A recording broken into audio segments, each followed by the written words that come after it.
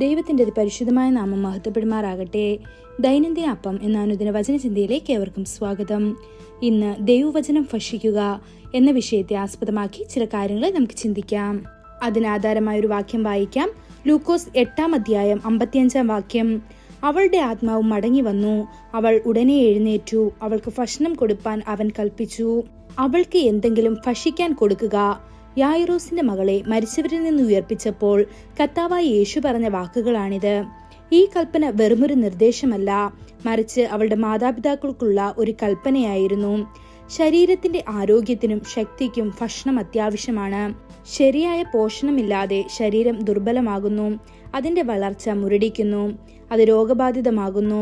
യായിറോസിന്റെ മകളുടെ മരണകാരണം തിരുവെഴുത്തുകൾ വ്യക്തമാക്കുന്നില്ലെങ്കിലും യേശുവിന്റെ കൽപ്പന ഭക്ഷണത്തിന്റെ പ്രാധാന്യം എടുത്തു കാണിക്കുന്നു. ശാരീരികവും ആത്മീകവുമായി.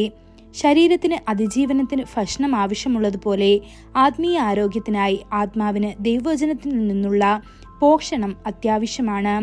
ആത്മാവിന് ഈ ആത്മീയ പോഷണം നഷ്ടപ്പെടുമ്പോൾ അത് ദുർബലമാവുകയും പാപത്തിന്റെയും പ്രലോഭനത്തിന്റെയും അക്രമങ്ങൾക്ക് ഇരയാകുകയും ചെയ്യുന്നു.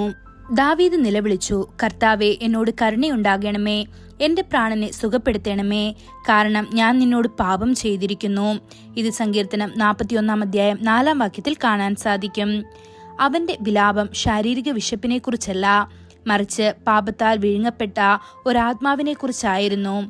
പാപം തന്റെ ആന്തരിക അസ്തിത്വത്തെ വറ്റിച്ചുവെന്ന് തിരിച്ചറിഞ്ഞുകൊണ്ട് അവൻ തന്റെ ആത്മാവിന്റെ സൗഖ്യത്തിനായി അപേക്ഷിച്ചു. തിരുവെഴുത്ത് മുന്നറിയിപ്പ് നൽകുന്നു, പാപം ചെയ്യുന്ന ആത്മാവ് മരിക്കും. എഹെസ്കേൽ 18-ാം അധ്യായം 20-ാം വാക്യത്തിൽ അത് കാണാം. ഒരു വ്യക്തി ശാരീരികമായി ജീവനോടെ കാണപ്പെട്ടേക്കാം, എന്നാൽ അനുദപിക്കാത്ത പാപം നിമിത്തം അവരുടെ ആത്മാവ് ആത്മീയ മരണത്തിന്റെ അവസ്ഥയിലായിരിക്കാം. ആത്മാവിന് പുനരുജ്ജീവനം ആവശ്യമാണ്.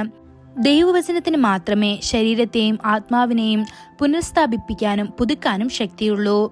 ബാലെ, എഴുന്നേൽക്കൂ എന്ന് യേശു പറഞ്ഞപ്പോൾ അവന്റെ വചനം യായിറോസിന്റെ മകളെ തിരികെ ജീവിതത്തിലേക്ക് കൊണ്ടുവന്നു. എന്നിരുന്നാലും അവൾ തുടർന്ന് ജീവിക്കണമെങ്കിൽ അവൾക്ക് ഭക്ഷണം ആവശ്യമായിരുന്നു. അതുപോലെ ദൈവവചനം നമ്മുടെ ആത്മാക്കളെ പുനർജീവിപ്പിക്കുമ്പോൾ ആത്മീയ വളർച്ചയ്ക്ക് തുടർച്ചയായ പോഷണം ആവശ്യമാണ്. ബൈബിൾ ദൈവവചനത്തെ ഭക്ഷണത്തോട് ഉപമിക്കുന്നു. മനുഷ്യൻ അപ്പം കൊണ്ട് മാത്രമല്ല, കർത്താവിന്റെ വായിൽ നിന്ന് വരുന്ന ഓരോ വചനം കൊണ്ടും ജീവിക്കുമെന്ന് ആവർത്തന പുസ്തകം 8-ാം അധ്യായം 3-ാം വാക്യത്തിലും മത്തായി 4-ാം അധ്യായം 4-ാം വാക്യത്തിലും. ഇപ്പോൾ ജനിച്ച ശിശുക്കളെ പോലെ നിങ്ങൾ വളരേണ്ടതിന് വചനത്തിന്റെ മായമില്ലാത്ത പാൽ കുടിക്കാൻ വാഞ്ചിക്കുവീൻ എന്ന് 1 പത്രോസ് 2-ാം അധ്യായം 2-ാം വാക്യത്തിലും കാണപ്പെടുന്നു. ദൈവമക്കളെ, നിങ്ങളുടെ ശരീരത്തിന് ദൈനംദിന പോഷണം ആവശ്യമുള്ളതുപോലെ നിങ്ങളുടെ ആത്മാവിനും അങ്ങനെ തന്നെ. ദൈവവചനം ഭക്ഷിക്കുക. അത് നിങ്ങളെ ശക്തിപ്പെടുത്താനും നയിക്കാനും നിലനിർത്താനും അനുവദിക്കുന്നു. അവന്റെ വചനത്തിൽ ജീവിതത്തിനും നിത്യതയ്ക്കും ആവശ്യമായ പോഷണം നിങ്ങൾ കണ്ടെത്തും. ഈ വചനങ്ങളാൽ ദൈവം നമ്മെ ഓരോരുത്തരെയും അനുഗ്രഹിക്കുമാറാകട്ടെ. കൂടുതൽ ധ്യാനത്തിനുള്ള വാക്യം സങ്കീർത്തനം 119-ാം അധ്യായം 103-ാം വാക്യം. തിരുവചനം എൻ്റെ അണ്ണാക്കിന് എത്ര മധുരം, അവ എൻ്റെ വായ്ക്ക് തേനിലും നല്ലത്. ഇന്നത്തെ ബൈബിൾ വായന രാവിലെ സംഖ്യാപുസ്തകം 7-8 അധ്യായങ്ങൾ, വൈകുന്നേരം മർക്കോസ് 4-ാം അധ്യായം 21 മുതൽ 41 വരെയുള്ള വാക്യങ്ങൾ. ആമേൻ.